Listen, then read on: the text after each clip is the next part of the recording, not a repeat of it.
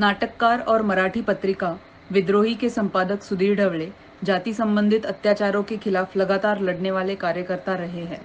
वह 6 जून 2018 से जेल में हैं।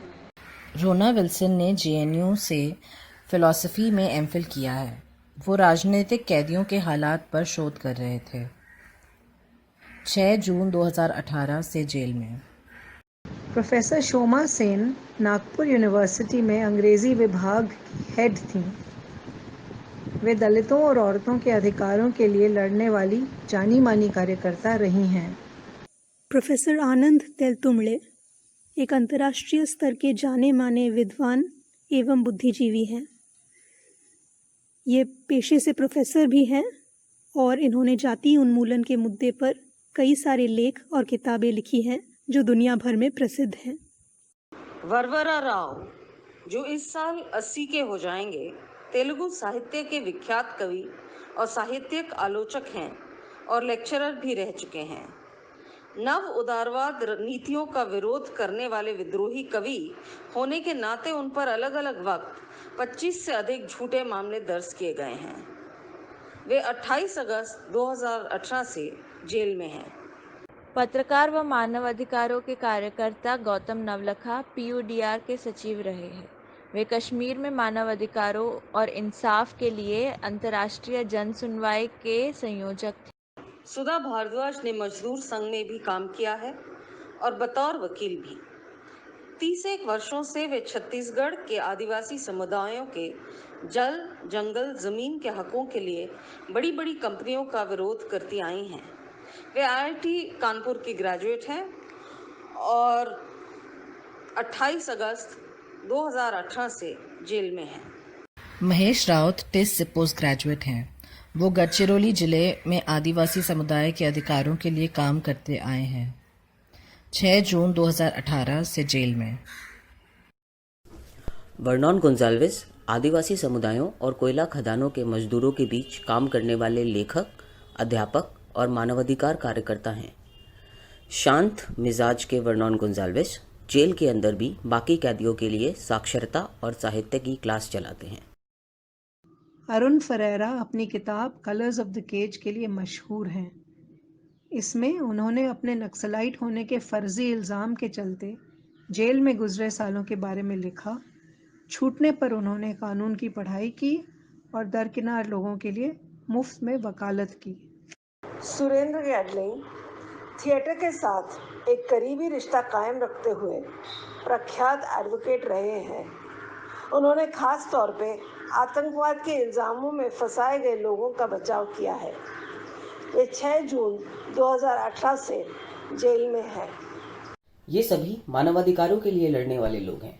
इन्हें और इनके जैसे कई और लोगों को इस पत्थर दिल सरकार ने बदला लेने के लिए झूठे केसों में फंसाकर जेलों में ठूस दिया है, सिर्फ इसलिए कि इन्होंने अन्याय के खिलाफ आवाज़ उठाने की हिम्मत की।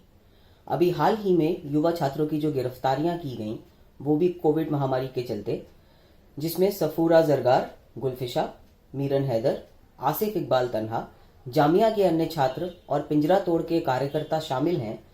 वो भी सरकार की उसी हकों के लिए उठ रही आवाज़ों को दबाने की कड़ी का हिस्सा है। हम इन सभी गिरफ्तारियों का तीव्र निषेध करते हैं। हम सब लेबिया और क्वेयर फेमिनिस्ट एलबीटी कलेक्टिव के सदस्य हैं और आज अलग अलग शहरों और नगरों से हम अपनी बात रख रहे हैं। हम विभिन्न पहचानों वाले क्वेयर और ट्रांस लोग हैं। हमारी क्वेयर नारीवादी राजनीतिक समझ, सभी के लिए इंसाफ की चाहत और सब जन आंदोलनों और न्याय के लिए चलने वाले संघर्षों के साथ हमारी एकजुटता हम सबको एक दूसरे से जोड़ती है। हमारे क्वेयर नारीवादी संघर्ष समाज के हाशिए पर बसने वाले हर व्यक्ति के लिए है। हम कई अलग अलग पहचान के लोग हैं।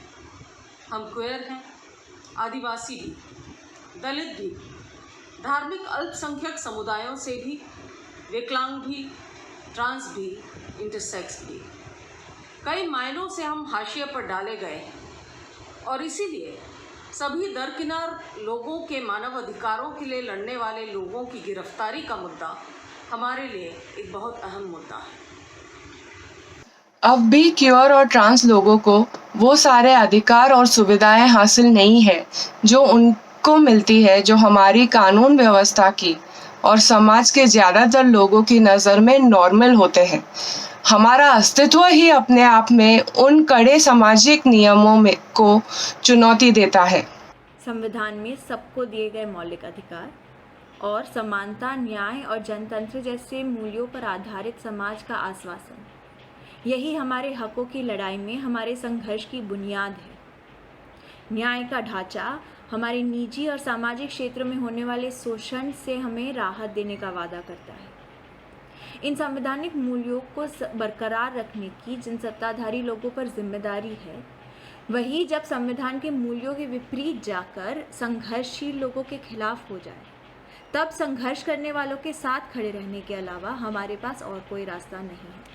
सामाजिक न्याय और इंसाफ के लिए उठ रही आवाज़ों का सत्ता द्वारा दबाया जाना राज्य का वो चेहरा साफ दर्शाता है जो पूंजीवादी है, ब्राह्मणवादी है, मुसलमान विरोधी है और जेंडर सेक्सुअलिटी के मामले में रूढ़िवादी है। यानी ऐसा राज्य जो हमारी जिंदगियों, हकीकतों, मूल्यों, यहाँ तक कि हमारे अस्तित्व को नकारता है। हमारी मांग है कि राजनीतिक बंदियों को फौरन रिहा किया जाए, मानवाधिकार के रक्षकों को निशाना बनाना बंद किया जाए और यूएपीए रद्द किया जाए। दम है कितना दमन में तेरे, देख लिया है देखेंगे। जगह है कितनी जेल में तेरी, देख लिया है देखेंगे।